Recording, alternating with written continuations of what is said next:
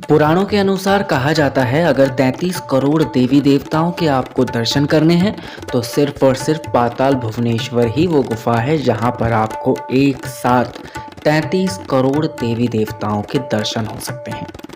पाताल भुवनेश्वर मंदिर काफ़ी खास माना जाता है। यह गुफा अपने आप में एक रहस्य से भरी हुई है। कहा जाता है कि यहाँ पर मौजूद हैं 4 खंबे जो अलग अलग 4 युगों की कहानी बताते हैं। पहला सतयुग, दूसरा द्वापर युग, तीसरा त्रेता युग और चौथा कलयुग। कहा जाता है कलयुग के खंबे को छोड़कर सभी खंबे एक समान हैं, लेकिन कलयुग का खंबा ज़्यादा लंबा है। इसके साथ ही यहाँ पर विराजमान शिवलिंग का आकार तेजी से बढ़ रहा है।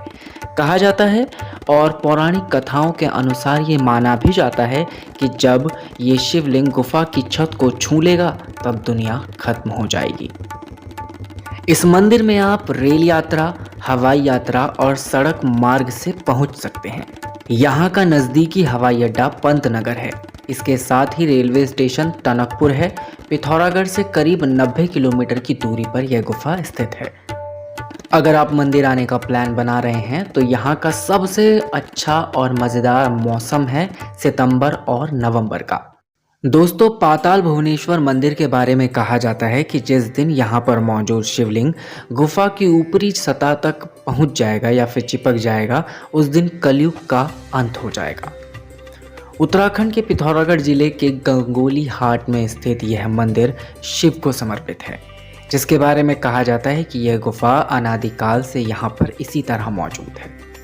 पुराणों के अनुसार कहा जाता है कि यदि आपको 4 धाम की यात्रा करनी है और आप किसी कारण 4 धाम की यात्रा पर नहीं जा सकते तो आप पाताल भुवनेश्वर की यात्रा पर निकल जाइए, क्योंकि यह 4 धाम यात्रा के बराबर ही मानी जाती है।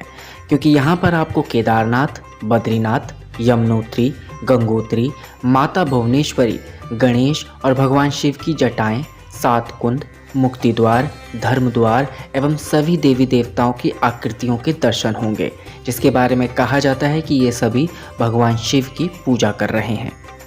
पौराणिक मान्यताओं की माने तो त्रेता युग के सूर्यवंशी राजा ऋतुपर्ण ने पाताल भुवनेश्वर गुफाओं की खोज की थी, जो कि उस समय अयोध्या में शासन कर रहे थे, जिसका उल्लेख मानसखंड और स्कंद पुराण में भी मिलता है।